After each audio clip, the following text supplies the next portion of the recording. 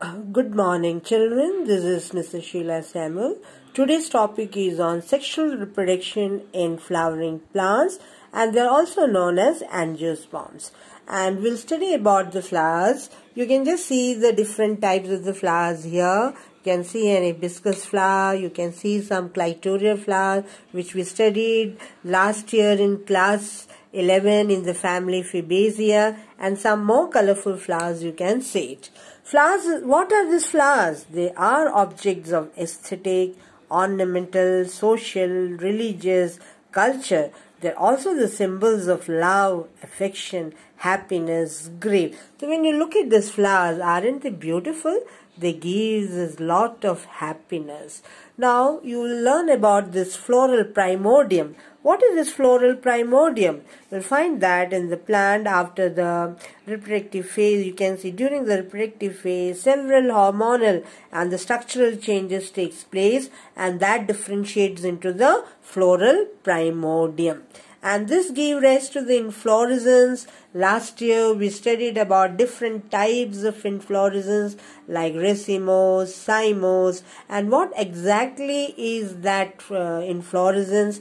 It is a floral shoot with lots of flower buds, and these flower buds give rise to flowers. So you can just have a look at this flower inflorescence. You can see many flower buds, and these flower buds are given rise to the flowers. And now here, what are the different parts of the flower? Flowers, they comprises of androecium and gynoecium. Androecium is what? It is the male part. It is also known as stamen, and gynoecium is the female part. It is also known as carpel or pistil.